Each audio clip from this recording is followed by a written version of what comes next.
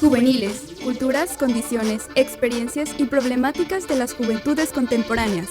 Un diálogo con investigadores especialistas. Hola, ¿qué tal? Me da muchísimo gusto estar en una emisión más de Juveniles. Un episodio, si le podemos llamar así, ha sido una colección de programas, una serie, y nos han llevado a pensar en las juventudes. Hemos pensado en muchas cosas que de repente olvidamos, obviamos, estigmatizamos. Tenemos mucho que replantearnos y qué bueno hacerlo con expertos y expertas, los y las juvenólogos. La verdad es que ha sido un mundo bien interesante trabajar también cercanamente a la Escuela Nacional de Antropología e Historia. Me parece que ha sido de las mayores riquezas de la producción. Por supuesto, el trabajo que se hace también con una participación importante de la Benemérita Universidad de Puebla. Me parece también fascinante poder seguir pensando las juventudes desde los jóvenes, desde los expertos, y hoy hablarla para todo público, pensar en ello con un tema muy peculiar que vamos a abordar el día de hoy. ¿De qué trabaja el muchacho? Jóvenes en contextos de violencia en México.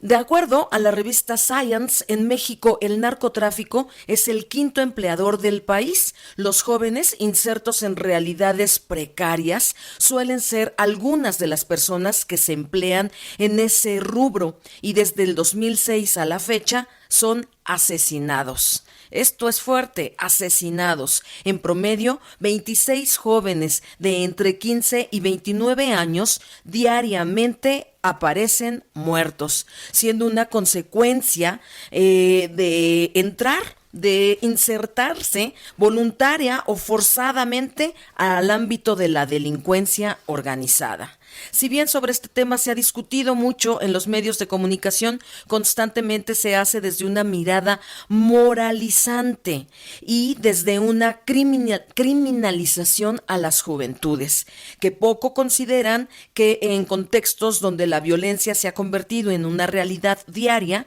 las personas jóvenes tienen que confrontarse y estos escenarios aun cuando no están insertos en grupos delincuenciales.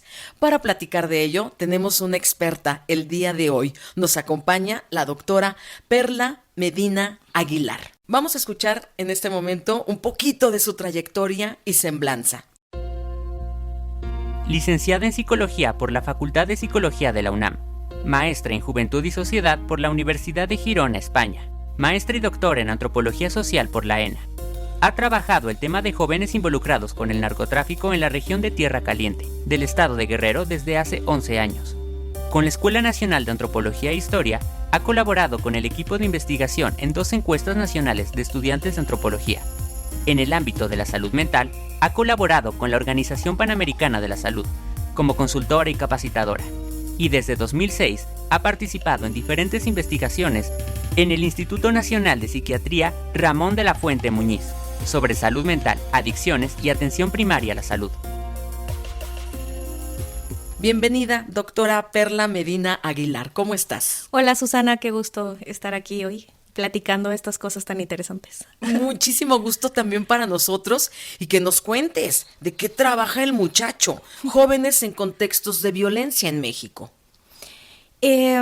Pues mira, mi trabajo ha sido más en Jóvenes de Tierra Caliente, que es una zona rural del estado de Guerrero y bastante famosa por tener narcotráfico y crimen organizado, ¿no?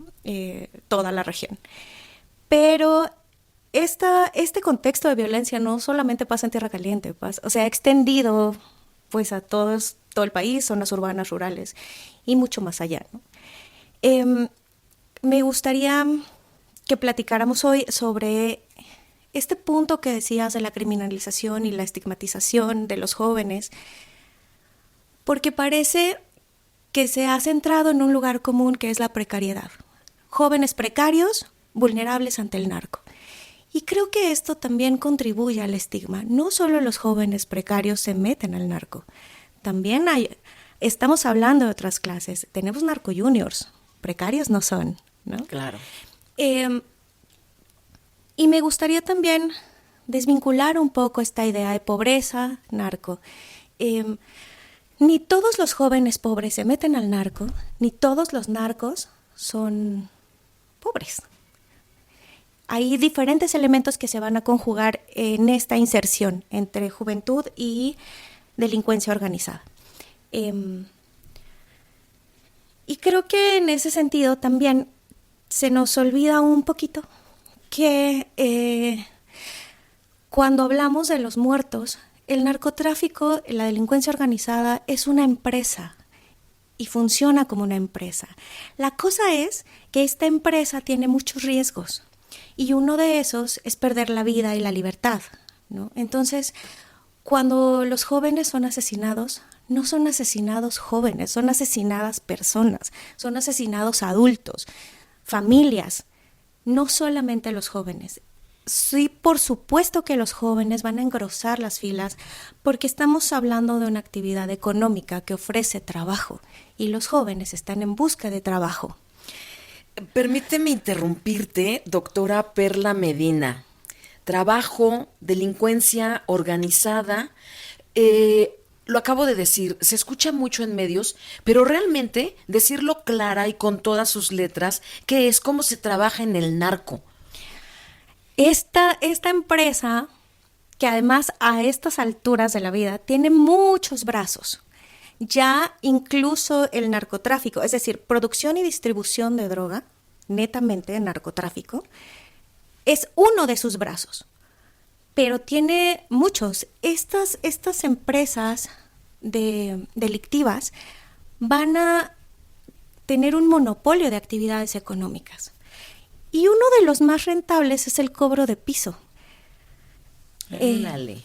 Y en esto, como tiene muchos brazos, muchas ramas, muchas franquicias, digamos, ¿no? Es una empresa exitosa, desafortunadamente. Es una empresa bastante exitosa. Pero además, justo por eso ofrece diferentes opciones para que trabajes ahí, dependiendo de tus habilidades, dependiendo de las características con las que sí cuentes, entonces te puedes acomodar en uno u otro cargo, digamos. ¿Y se escala? Así como en una empresa, ¿todo el mundo va a querer ser el gerente o la gerenta general? Sí, claro. Y precisamente esa es una de las opciones atractivas que tiene este negocio, porque puedes ir... Porque genera la idea, como toda empresa neoliberal, genera la idea de que tu éxito depende de ti, de qué tanto le eches ganas, de qué tan inteligente seas. Y esto minimiza muchísimo los riesgos. Entonces, de pronto, yo pienso que soy muy inteligente, que soy muy hábil, que soy más lista que todos y por lo tanto tengo más posibilidades de llegar a subir a otros niveles.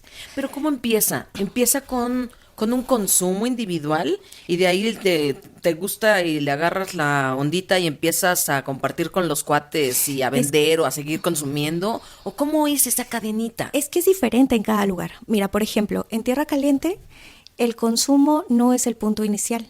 Tal vez aparezca después, pero de entrada... depende, puedes empezar produciendo, o sea, sembrando, puedes empezar como ayudante de alguien que ya distribuye, puedes empezar como halcón, puedes empezar como... Halcón son los que vigilan los caminos, quién pasa, quién no, tienen radios, anuncian. Ese es el halcón, Ese halconcitos. es el halcón. En Reynosa se llaman, les dicen marucheros. Marucheros porque dicen que no les pagan casi nada, o sea que con lo que les pagan solo les alcanza para comprarse una maruchan. Muy mal. En Krill les dicen punteros porque como están en las puntas de los cerros, pues se les dicen punteros. O sea, es como un trabajo de vigilancia. De vigilancia, exactamente. Hay, por ejemplo, después de ahí puede ser la coordinadora de los halcones, ¿no? Ándale, logística y todo. Sí, claro. Entonces tú sabes que a este muchachito lo vas a mandar para acá o para allá, o tú vas a coordinar cómo se mueve, ¿no? Acabas de decir una palabra que me importa muchísimo en juveniles, muchachito. O sea, si estamos pensando como en una empresa, hay un momento de recluta. Queremos acercar a los trabajadores de esta organización, mala organización, estamos hablando de narcotráfico, pero entonces los candidatos naturales, como otra empresa, pueden ser personas jóvenes. Sí, claro. Pero Pero deben ser. O sea, ahí el nicho es muy claro. pueden.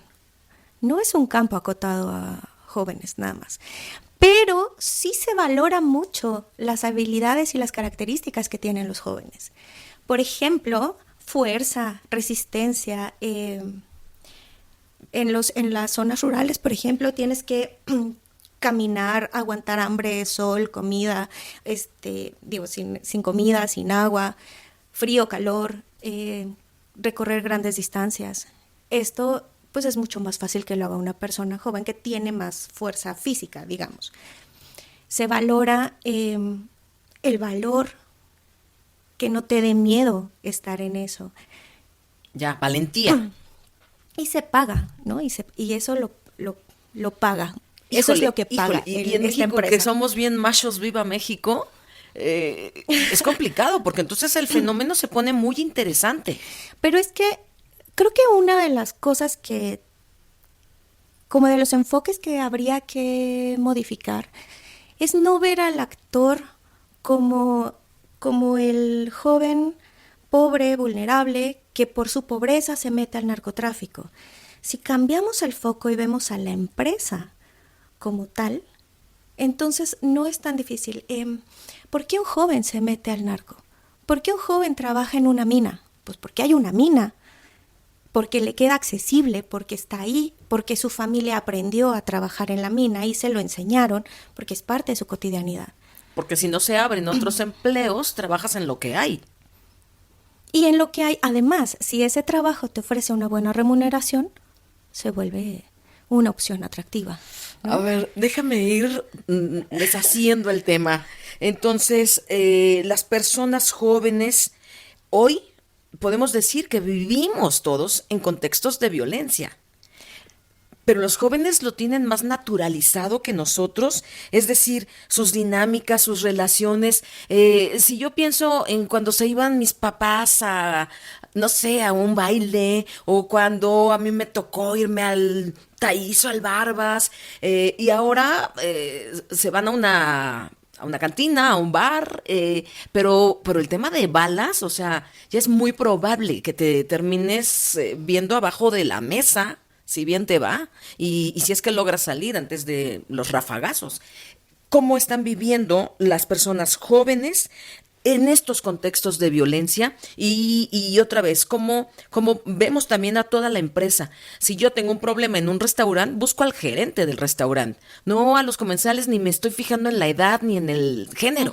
Entonces, ¿cómo me lo puedes explicar? Bueno, aquí hay dos cosas. Una es cómo viven los jóvenes en estos contextos. Si recuerdas, durante todos los programas se ha abordado que la juventud es una construcción social y se va a construir en función del contexto donde se instala.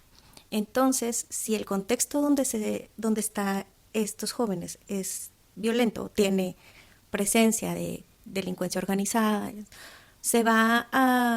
esto va a impactar en su experiencia juvenil. Por ejemplo, estaba hace poco haciendo trabajo de campo en Reynosa. En Reynosa hubo una oleada de violencia en el 2010. Te estoy hablando de hace 13 años. Y eran balaceras frecuentes, mucha gente se fue, hay casas y edificios abandonados por la violencia que se gestó en ese momento, que dejó además un impacto en la dinámica de vida de la gente. Por ejemplo, no salir a los tacos a las 8 de la noche, ¿no? Porque te da miedo que estás en un lugar donde puede haber una balacera. Y esto impacta la dinámica de los jóvenes al habitar la calle, porque los papás, 13 años después, tienen miedo de que sus hijos estén en un lugar incorrecto, en un momento incorrecto. Aunque era ir a cenar unos tacos. Aunque es ir a cenar unos tacos.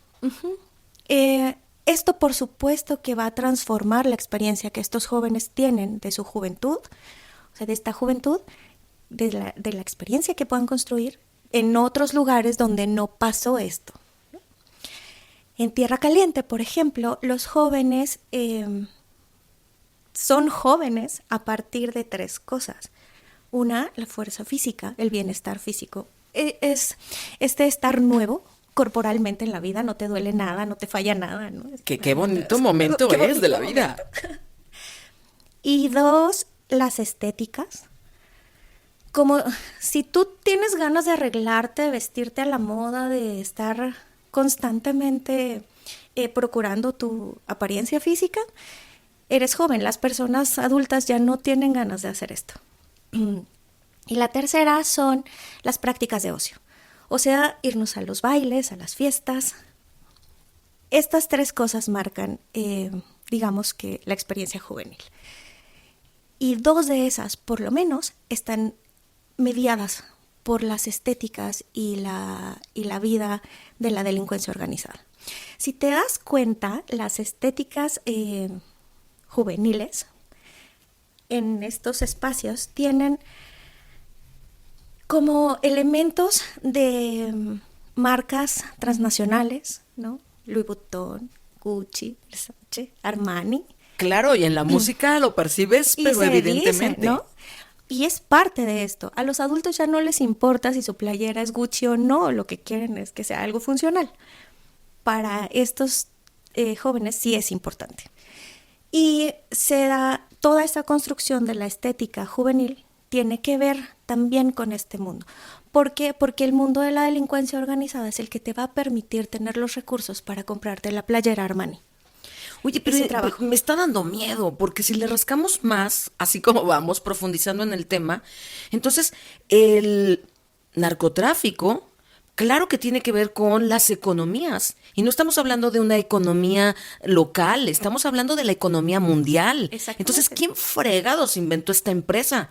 Y esta empresa que nos cuesta vidas. Los números que cité hace un momento, pues son terribles. El número de asesinatos de personas entre 15 y 29 años es alarmante. Y no le sumo toda la carga de feminicidios, por ejemplo. Pero es que, Susana, no es una empresa nueva. O sea, desde los 20 teníamos ya fumaderos de opio en Jalisco, ¿no? No es una empresa nueva, pero es una empresa y se ha ido modificando conforme se van modificando las reglas del mercado. Pero la pusieron de moda entonces con todos estos mecanismos de la economía transnacional. Tiene el narcotráfico, por ejemplo, tuvo un cambio de... No sé si te acuerdas de los Arellano Félix. Ah, sí, claro. En ese momento tenía un esquema piramidal, la cabeza, y de ahí dependían, o sea, el líder, y de ahí dependían todos los demás. Cuando el modelo de economía cambia y se da un modelo más neoliberal, como el que tenemos ahora, la empresa cambia y se ajusta a esto. Entonces ahora, aunque tengas un líder, lo puedes quitar y no se va a caer la empresa porque tiene un esquema más horizontal. Eso es lo peligroso de esto, que se adapta, que se ajusta y que tiene una expansión de todos estos bracitos, ya no solamente en la economía ilegal, también abarca la legal, y entonces esto se vuelve más complicado todavía, porque como abarca muchísimas negocios, se desdibuja un poco más. Ay, pues el tema es complejo, realmente es complejo. Y ahora yo quisiera entender las motivaciones. ¿Qué es lo que motiva a las chavas, a los chavos para insertarse en la delincuencia?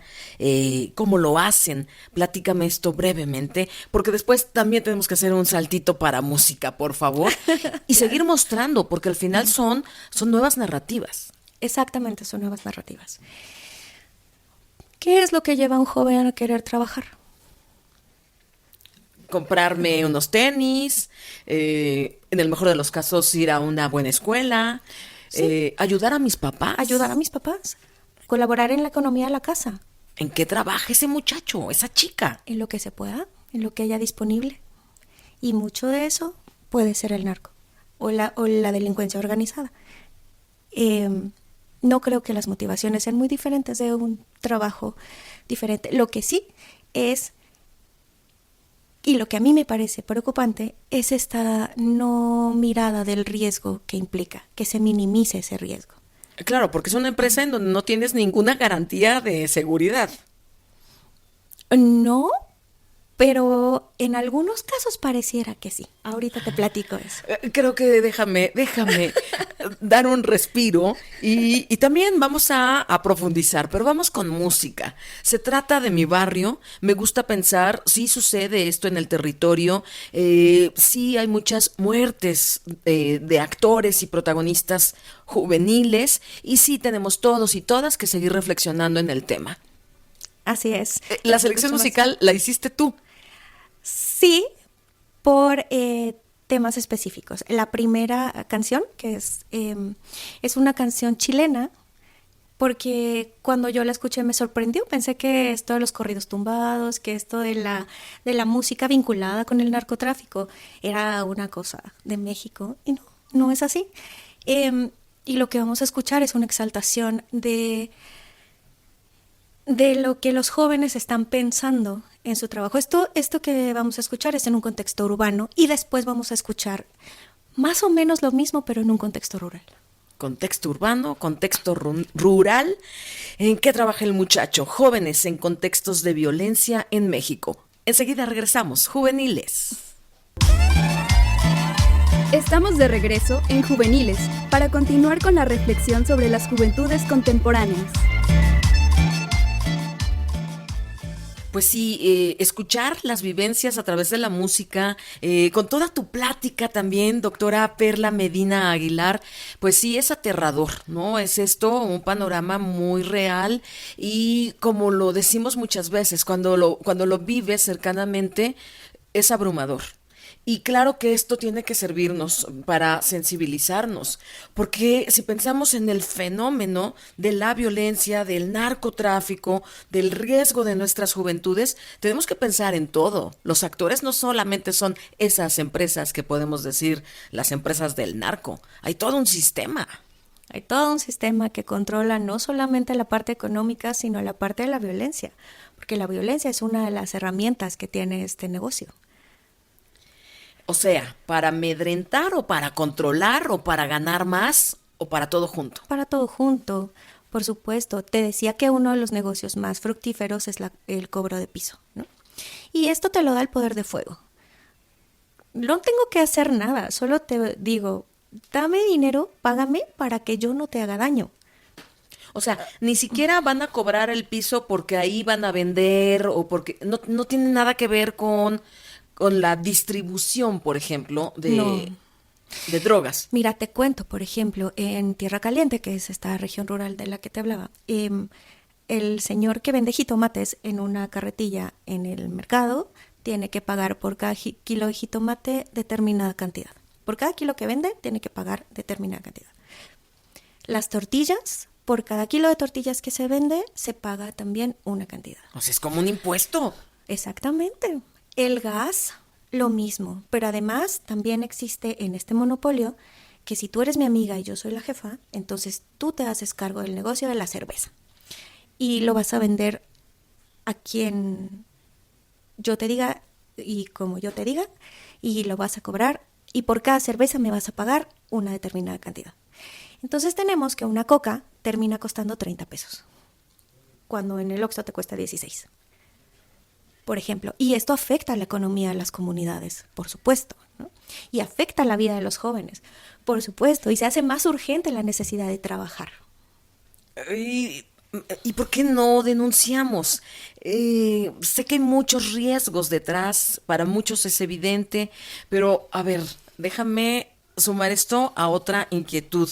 ¿Existen entonces como tal condiciones para que los jóvenes, las personas en estas edades fabulosas de la vida sean más vulnerables? No nada más porque los inserten en la organización, sino porque a lo mejor te estás dedicando a otra cosa, pero ni modo, te llega el que te cobra piso y entonces ni cuenta te das en qué momento estás inmerso y corriendo esos riesgos. Sí, y son diferenciadas estos riesgos, estas condiciones que te ponen en diferentes niveles de vulnerabilidad. Pero también, como te decía, esto no es una cosa nueva, no es algo que recién aparezca. Y cuando la gente ha vivido mucho tiempo en estas dinámicas, se adapta, se acostumbra y lo maneja. Y especialmente si sientes que la autoridad los líderes de las empresas delictivas están vinculados, como generalmente estás, entonces, pues el gerente del restaurante no te va a solucionar el problema, ¿no? Ahí es cuando mejor te quedas calladita. Y se generan, pero no te quiero dejar un panorama desolador, ¿no? También esto genera agencias y genera movimientos. Cambios. Sí, y también hay jóvenes que están... Te voy a contar una cosa que a mí me encantó. Hace como 10 años más, salió una canción del Commander que se hizo muy famosa. Y empezaba diciendo, sí señor, yo soy de rancho. Y todo es está relacionado al narco, ¿no? Tengo caballos y tengo, no sé. Y entonces, un grupo de jóvenes de allá de Tierra Caliente, donde yo estaba trabajando, empezaron a decir, no, eso no es ser de rancho. Ser de rancho es levantarte a las 5 de la mañana, ir a ver las vacas, hacer silos para el ganado, es trabajar duro en eso, respetar a los padres. Y lo ¿no? cuentan tus manos, ¿no? Sí. Eso es ser de rancho, ¿no? Y especialmente no hacerle daño a nadie, respetar a tus padres, tener todos estos valores, ¿no? La familia, la comunidad, eso es ser de rancho. Y empezaron a generar emojis, stickers y a promocionar esta idea, ¿no? De ser de rancho no es ser narco, es una idea de trabajo diferente.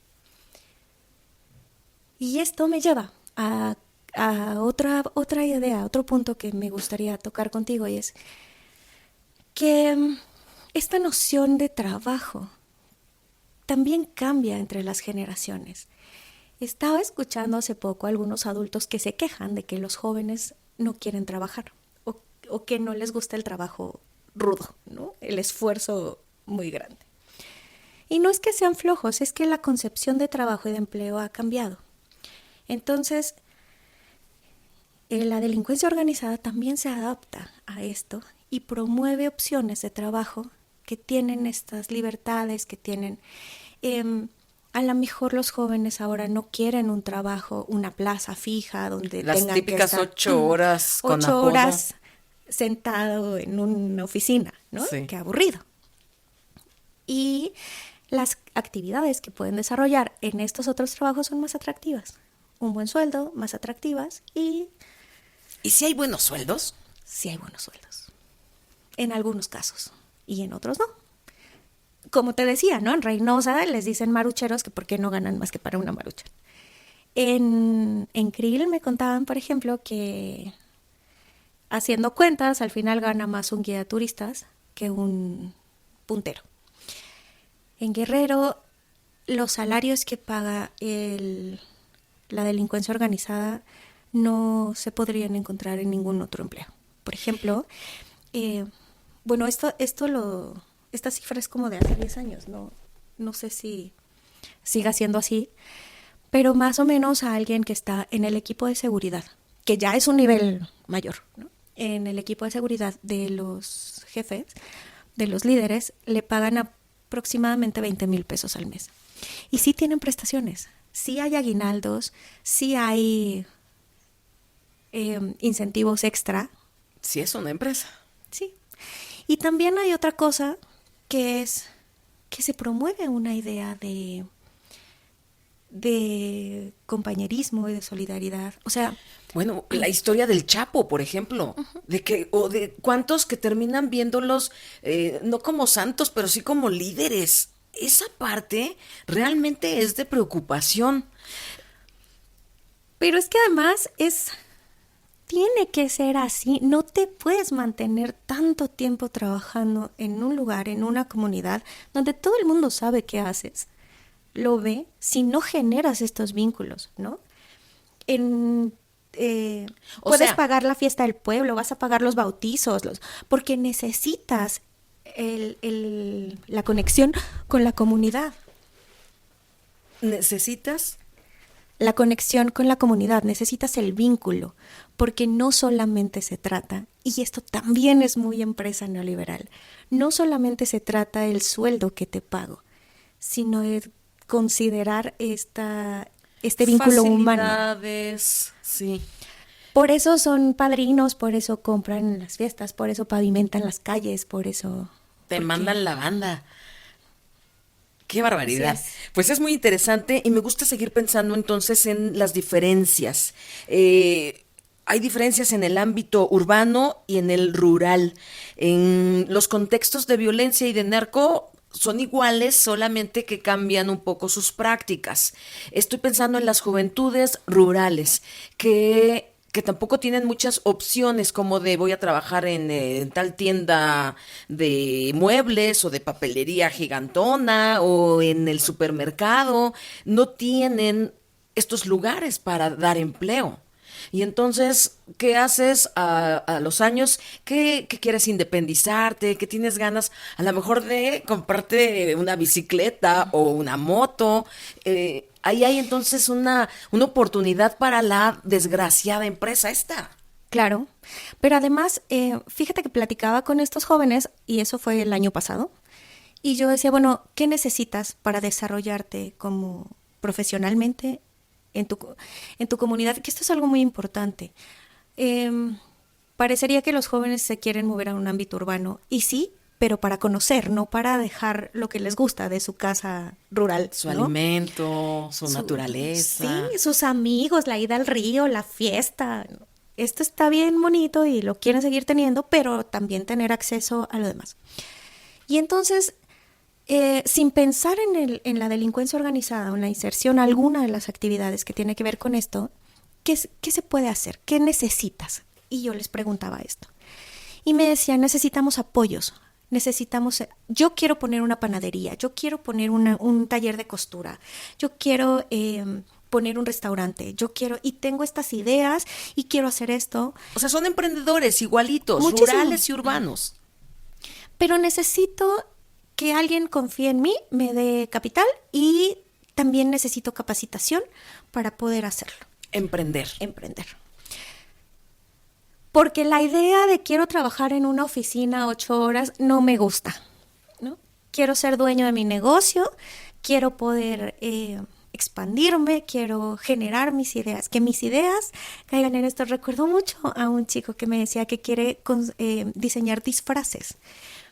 Allá, cada fiesta del pueblo tiene un desfile y él quiere diseñar los disfraces para los desfiles de las fiestas del pueblo. Pero necesita un taller de costura y necesita saber coser también, ¿no? Sí, sí. Entonces, y él me decía, necesito capacitación, necesito material, porque tengo muchas ideas. Claro, es una idea, es probable, pero hay que sumarle un plan y a ese plan hay que agregarle un financiamiento y entonces se van sumando cosas, pero ahí es donde se empieza a alejar. Una bonita idea con una posibilidad real de una sana o correcta empresa que puede ser privada y que puede ser tu primer emprendimiento, por ejemplo. Pues mira, no me gusta hablar de correcto o no correcto, porque creo que esto alimenta la parte moralizante del asunto, ¿no? Creo que más bien pensar en una empresa que no tenga los riesgos personales ni sociales que tiene la delincuencia organizada. Una empresa que pueda producir algo que El tema con la delincuencia es que no produce, ¿no? Si yo solo te amenazo para que me pagues, no estoy produciendo nada más que temor. Temor y muerte. Y muerte. Y eso si es no me grave. pagas. Entonces, cuando la producción es algo más creativo, y los jóvenes tienen muchísimo que aportar en este sentido. Pero pues sí necesitan los medios. Y por ese lado podríamos hablar de precariedad, que los medios, los apoyos, para que puedan desarrollar estas ideas están restringidos. Y entonces ahí pues ya me siento un poco como enroscada, porque al final tienen ideas, tienen deseos, pero tienen pocas posibilidades. Sí, pero tienen otras. Exacto, tenemos que ponernos creativas, todas y todos. Claro, todos, desde cada espacio, desde cada nivel de recurso que tengas, vas a poder usar lo que tienes para llevarlo a cabo, ¿no? Y aquí es donde me gusta hablar de las agencias. No se quedan quietos, van a buscar opciones y van a ir haciéndolo de acuerdo a las posibilidades. Y esto puede marcar crecimiento, ¿no? O sea, Pero ¿cómo qué buscan? ¿Cuáles son sus expectativas para las juventudes? bueno, es que no podemos hablar de expectativas de juventudes en general, porque como decíamos, pues cada quien tiene sus recursos y sus propias ideas, ¿no? Pero a ver, vayamos a la Costa Chica, por ejemplo, y a juventudes que han crecido en contextos de violencia. ¿Qué piensan ellos sobre su presente, sobre su futuro? Esta parte, ¿tienes tú una cercanía con ellos desde tu trabajo? En la Costa Chica no, en Tierra Caliente, que es al norte de Guerrero. Tierra caliente. Tierra Caliente. La verdad es que como es un tema que ha estado presente durante muchas décadas, se ha aprendido a vivir con esto. No se puede tomar el narcotráfico inyectó dinero, inyectaba flujo económico del que las comunidades rurales podían vivir, ¿no? Ahora la dinámica es otra. Y eso ha ido cambiando con las diferentes generaciones. Desde los primeros que empezaban a sembrar, luego los que ya empezaron a distribuir, luego los hijos y nietos de esos primeros sembradores. Y la idea del narcotráfico y de las actividades ilegales fue perdiendo el carácter de ilegal y se fue considerando más una actividad legítima, económica, que está ahí y que se puede usar, ¿no? Y que es parte de la cotidianidad que tenemos y hay que aprender a vivir con eso. O sea, tengo en este momento que pensar con esto en productores de amapola, trabajando, produciéndola en el campo. Mira, por ejemplo, con los productores de amapola pasa algo interesante. México es uno de los principales productores de amapola. Y hace unos años hubo una propuesta en la Corte Interamericana para legalizar la producción de amapola y con eso bajar los precios de los medicamentos controlados. Porque en México son muy caros y son muy caros porque la amapola se tiene que importar de Afganistán. Y entonces, ¿por qué vamos a importar amapola si aquí la tenemos? Yo te decía que desde los años 20 había fumaderos de opio. La gente sabía sembrar amapola. En la Segunda Guerra Mundial, Estados Unidos incentivó la producción de amapola porque necesitaba medicamentos para sus soldados. Se termina la Segunda Guerra Mundial, entonces ya no quiero que produzcan. Pero a la gente le quedó el conocimiento. Saben hacerlo, tienen las tierras y los medios para producirla. Y entonces, ¿por qué no legalizarla? Para que podamos reducir los costos farmacéuticos y con un uso farmacéutico, ¿no? Nos reducimos los costos de traslado, le damos trabajo ocupando lo que ya saben, es un conocimiento que han ido desarrollando. O sea, ¿la legalización sería la solución? Sería me parece, sería una parte de esto. Y le quitas el control al mercado ilegal, ¿no? Sí. Y también otra cosa que pienso, sí va desde el campo y desde la producción, de sembrar, de cosechar, pero vienen otros procesos de transformación y ahí nos ponemos también más innovadores. Y entonces ahora hablamos mucho de cristales y de sustancias que terminan haciéndose en laboratorios y con polvos y esto trae como muchas otras variedades y presentaciones. El fenómeno es el mismo, sigue siendo narcotráfico. Es que aquí hay como diferentes. Es tan amplio el tema. En el caso de la amapola, se podría legalizar la producción y su transformación ya en químicos. Para uso farmacéutico, área de la salud. Sí, y regularse a partir de ese. En el caso de las metanfetaminas, que es lo que me estás hablando, el cristal y esto, queda más complicado. Porque en las zonas rurales, por ejemplo, hay laboratorios. La gente sabe hacer esto.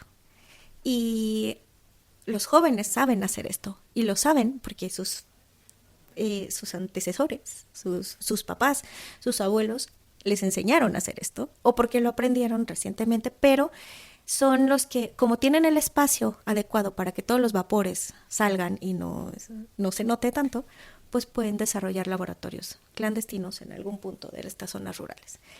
El tema con esto es que involucra un riesgo importante para el que lo produce, pero también porque mucha de la distribución ya se está quedando. Ya es parte de tu sueldo. Si tú trabajas en esto, yo te voy a pagar una parte de tu sueldo en dinero y otra te doy droga. Pero además las metanfetaminas son muy adictivas. Entonces, si no tienes como redes sólidas, y creo que esto lo hablabas con Mario también, ¿no? Que sabe más al respecto. Si no hay un buen manejo del consumo, reducción del daño, etcétera, se puede volver un problema importantísimo de salud. Sí, pues tenemos mucho que reflexionar porque en el espíritu, y queremos que así se mantenga, de las juventudes, queremos seguir buscando progreso, trabajo, y tenemos que cambiar el panorama para que no sea en contextos de violencia en nuestro país, en nuestro continente. Sí, creo que también confiar. Yo haría estas 3 anotaciones. Insistir en el riesgo que implica este empleo como empleo. 2, poder apoyar la creatividad de los jóvenes y sus ideas y sus ganas de hacer cosas para que exista esa otra opción, ¿no? Y puedan además de todo ser personas felices, porque cuando uno desarrolla sus ideas y su creatividad y haces lo que te gusta, viene la felicidad. Sí, exactamente. Pues nos quedamos con esta parte y con este cierre para la reflexión, y vamos a seguir realmente abriendo muchos más espacios para entender, para platicar, para escuchar a las juventudes, para quitar también sesgos y pensar, por ejemplo, que todo el corrido tumbado es malo o el reggaetón es pésimo. Tenemos que encontrar, porque al final son los momentos de expresión de nuestras juventudes, y tenemos que entender todo el contexto social que hemos brindado como sociedad. Agradezco tu presencia, doctora Perla Medina Aguilar. Muchísimas gracias, Susana. Qué gusto estar aquí. Nos da como para 10 horas más de charla. Sí. Te agradezco mucho el espacio, la agradable plática que tuvimos, y pues ojalá que sigamos teniendo estos espacios para discutir más. Claro que sí, y este esfuerzo entre distintas universidades como la UAP, la UAEMOR, pues claro que abren un camino amplio para seguir pensando en muchas audiencias y claro, con muchísimo gusto a nuestras juventudes. Esto es Juvenil Es. Yo me despido, soy Susana Ballesteros Carpintero. Nos escuchamos la próxima semana en Juveniles, espacio de reflexión y análisis sobre juventudes, una coproducción de Radio UAM con la Benemérita Universidad Autónoma de Puebla.